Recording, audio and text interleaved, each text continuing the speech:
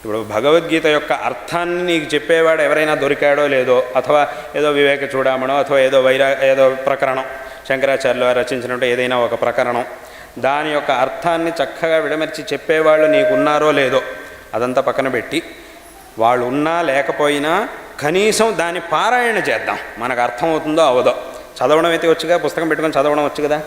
ఆ శ్లోకాలు 10 శ్లోకాలు ఉంటాయి. కొన్ని దశశ్లోకి ఉంది, ఏకశ్లోకి ఉంది, దశశ్లోకి ఉంది, శతశ్లోకి ఉంది, ఉపదేశ సహస్ర ఉంది. ఇలాంటి అనేక ప్రకరణాలు ఉన్నాయి.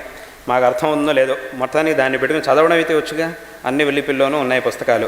కనీసం దాన్ని పెట్టుకొని చదవడం మొదలెడితే ఇవాళ అర్థం కాకపోవచ్చు, రేపు అర్థం కాకపోవచ్చు, ఈ సంవత్సరం అర్థం కాకపోవచ్చు, కానీ వచ్చే సంవత్సరం తప్పకుండా అర్థం అవుతుంది. అదే చెప్పింది. అంటే ఎక్కడైనా నుంచైనా ఒక చోట నుంచి ఈ మార్గంలో పయనించడం మొదలెడితే తప్పకుండా ఒకరోజు మనకి దాని యొక్క ప్రయోజనం లభిస్తుంది అనేటటువంటి విషయంలో ఏమాత్రం సందేహం లేదు. అంటే ఏమిటి, ఈ శ్రద్ధతో మనం ప్రారంభం చేస్తే సరిగ్గా దీన్ని ఉపదేశించగలిగేటటువంటి గురువుని ఆ భగవంతుడే మనకి చూపిస్తాడు. మనం ఎక్కడైనా ఒక చోటు నుంచి ప్రారంభం చేస్తే ఎవరు దొరికినా దొరక్కపోయినా, వేరే ఎవ్వరూ దొరికినా దొరక్కపోయినా మా కృష్ణ పరమాత్మే గురువు.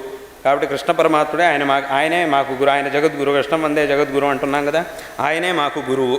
కాబట్టి ఆయన్ని పెట్టుకొని మేము గ్రంథాన్ని పఠిస్తాము అని చెప్పి భగవద్గీతని కనీసం పఠనం చేయడం ప్రారంభిస్తే కొన్నాళ్ళు అయిన తర్వాత ఆ భగవంతుడే మీకు మనిషి రూపంలో, అంటే సరైనటువంటి తత్వాన్ని ఉపదేశం చేయగలిగేటటువంటి గురువు యొక్క రూపంలో ఎక్కడో ఒక చోట మీకు కనిపిస్తాడు.